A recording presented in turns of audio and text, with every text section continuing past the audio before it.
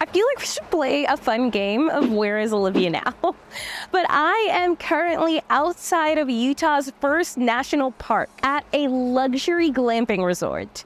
Now, some of you are probably thinking, what does a luxury glamping resort even mean? Which, you know, totally fair. There's a lot of things that kind of go into the glamping realm. And I feel like lately, especially, you know, post-pandemic, there's been a lot of buzz around the term glamping. And some of you might even be thinking, like, Olivia, I don't even like camping, but trust me, you're gonna wanna stick around to see what this place is all about. Hello, and welcome to the Wanderlust host channel. My name is Olivia Tati, and I am a short-term rental specialist and world traveler on a mission to inspire you to invest in real estate and travel the world.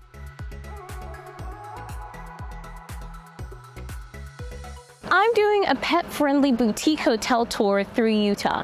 And yes, even though this place is a glamping village or glamping resort, it counts as well. Basically, what I'm considering as a boutique hotel is a multi-family, so more than 4 units ideally, short-term rental resort or hotel. So that also includes glamping resorts like this one, tiny home villages, and traditional boutique hotels too. Also, if you like this video, make sure to actually hit that like and subscribe button and the little bell notification button too. I'd love to get this out to as many people as possible to help them to invest in real estate, travel the world, and do so many super cool things. Now back to the video. This site here is 16 acres and it's located in Virgin, Utah, surrounded by these amazingly cool red rocks and right on the Virgin River. But not only is it a cool landscape, but it's actually also located only 17 minutes away from the Springdale entrance, so the south entrance of Zion National Park. So the unique thing about this glamping site is that it's pretty much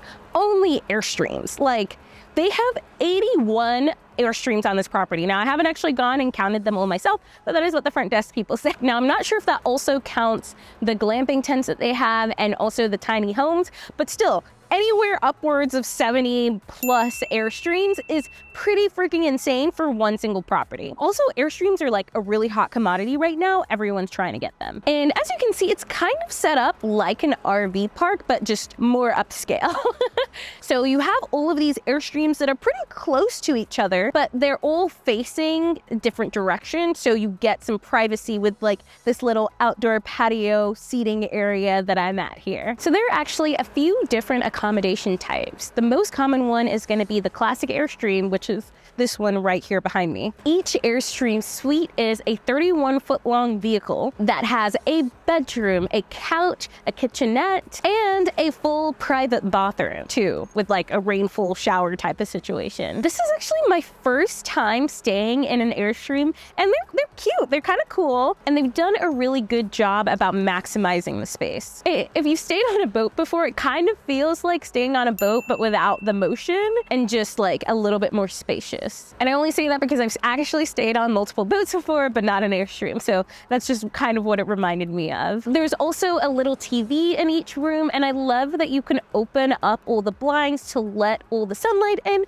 but then you can also close them up for privacy. But I'm very much a sunlight kind of gal, so I like to just open all the blinds up. Each Airstream also has their own private patio and dining area, like this one that I'm sitting at right now. And it's absolutely perfect for just like hanging out with a friend or a loved one. You can start a fire, you can make s'mores, you can grill, and just be like cozy at night too, you know? Now, they also have premium Airstream sites, which are a little bit more secluded and have an even better view, so you can pay a little bit extra for that. Then they have what are called X suites.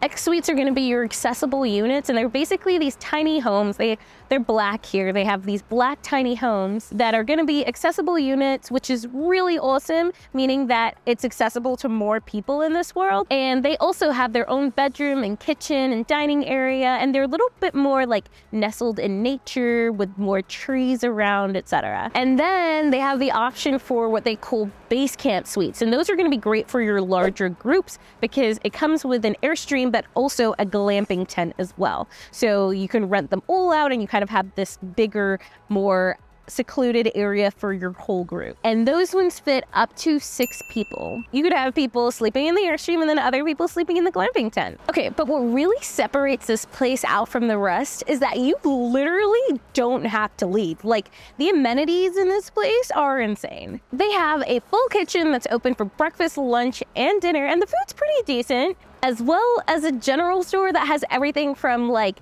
kombucha to water to food, like eggs or snacks, meat.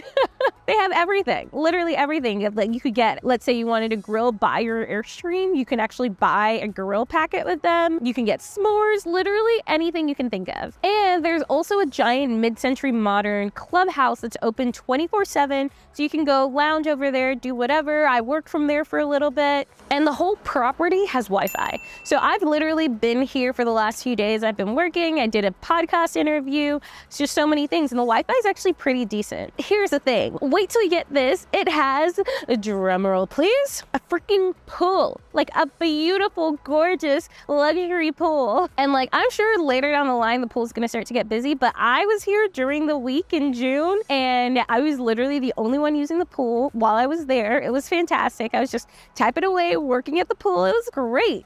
But there's also a communal fire pit, there's a lounge, there's free coffee and tea, and you can rent bikes. But it's also located right next to the Virgin River, and there's an access path so you can actually go down to the river. I saw people tubing down the river the other day. Like, how fun! Okay, now that I have glorified this place enough, there are a few minor improvements that I think that they do need to make. So while this place is dog friendly, which I absolutely love, especially since I am traveling with my dog, it doesn't quite have all the amenities needed for it to be dog friendly. For example, they don't provide food and water bowls or a dog bed. They also have the dog trash cans really sporadic around the property. So like, you don't really know where they are, and he would, you know, go and poop. And I was looking around for a solid like 5 to 10 minutes just to find a trash can to put the doggy poop in. So just something to be aware of, especially if you are allowing for a dog friendly glamping site. That being said, they were super accommodating the entire time. Everyone loved Key. No one ever fussed about anything with her. It was wonderful. I also really appreciated all the grassy areas because, you know, we are kind of like in the middle of a desert here.